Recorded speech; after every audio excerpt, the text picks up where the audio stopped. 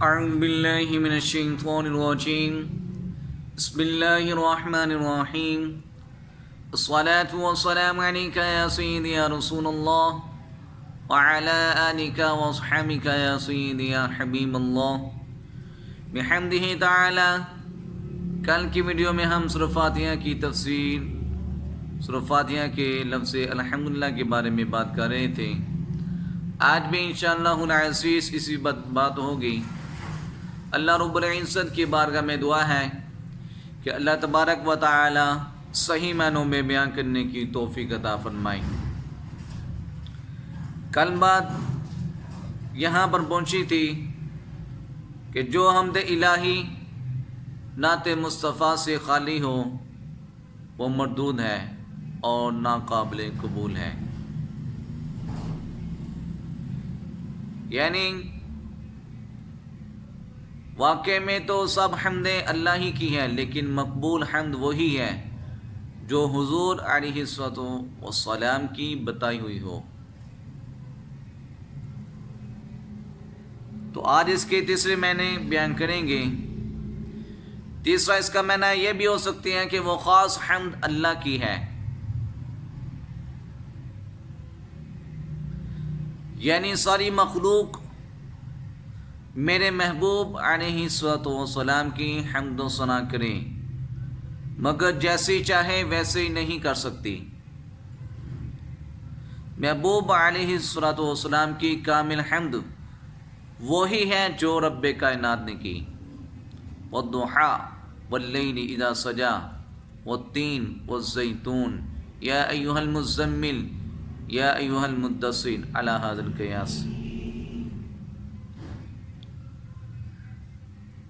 سرکار کی حمد کامل حمد وہی ہے جو رب نے کی، اس لیے رب کا نام حامد اور حضور علیہ السلام کا نام محمد ہے. یعنی رب تعریف فرمانے والا کس کی؟ اپنے محبوب علیہ السلام کی. اور محمد صلی اللہ علیہ وآلہ وسلم تعریف کیے ہوئے کس کے؟ اپنے رب کے. تو پہلی تمام توجیہیں اس کی بنا پر اس آیت میں اللہ محمود ہے اور ساری کائنات اور اس کے نبی اس کے حامد ہے. لیکن اب یہ جو توجیہ بیان کی جا رہی ہے اس کی روح سے حضور علیہ السلام محمود ہیں اور اللہ حامد. تو یہ آیت جس طرح حمد خدا ہے اسی طرح نعت مصطفیٰ بھی ہے صلی اللہ تعالی علیہ وسلم. خیال رہے کہ ساری عبادت سنت رسول اللہ ہے، مگر نعت مصطفیٰ سنت الہیہ ہے. نیز ساری عبادتیں نبوت کے 13ویں سال آنا شروع ہوئیں. سب سے پہلے نماز آئی جو معراج میں ملی، مگر حضور کی نعت شریف اول ہی سے آئی. کب کی آئی؟ جب کائنات بھی نہیں بنی تھی. ہماری موت کے بعد تمام عبادات ختم ہو جائیں گی، مگر نعت مصطفیٰ قبر و حشر ہر جگہ خصوصاً مقام محمود پر بھی ہو. 3 چیزوں میں فرق کرنا چاہیے: حمد، مدح اور شکر. حمد کیا ہے؟ حمد کے معنی ہے کسی کی اختیاری خوبی بیان کرنا، خواہ وہ کوئی نعمت دے یا نہ دے. شکر کیا ہے؟ شکر کے معنی ہے کسی کی اختیاری خوبی ظاہر کرنا، حمد میں بیان کرنا اور یہاں ظاہر کرنا، اس لیے اس نے ہم کو کچھ دیا.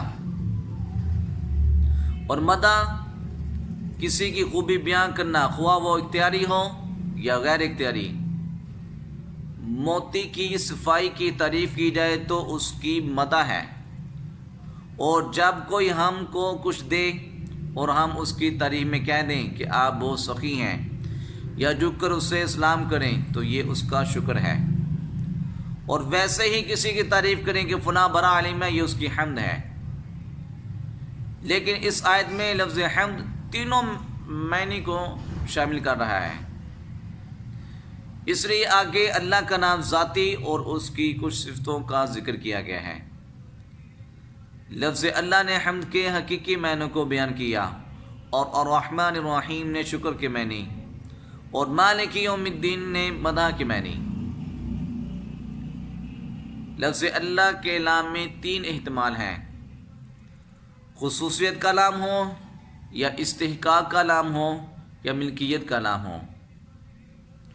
تو میں نے اس کے یہ ہوں گے کہ تمام حمدیں اللہ کے ساتھ خاص ہیں، یا اللہ ان کا مستحق ہے، یا وہ اللہ کی ملکیت ہے۔ اب جو شخص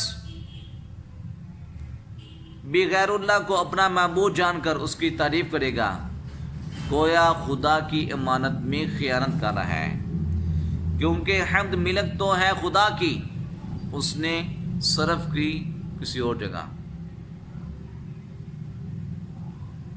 یہاں پر ہم مختصر تفسیر صوفیانہ بھی بات کر لیتے ہیں۔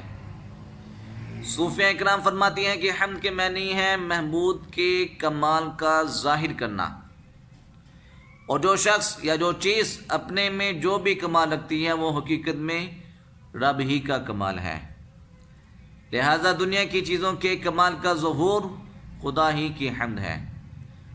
اس کا مطلب صاف یہ ہوا کہ کوئی شخص زبان سے خدا کی حمد کرے یا نہ کرے، رب تعالیٰ کی حمد ہے۔ جیسا کہ ایک بت پرست بت کو سجدہ کر رہا ہے، اپنی حماقت اور اپنی بدبختی سے اپنی اختیاری تعریف کو غلط جگہ صرف کر رہا ہے،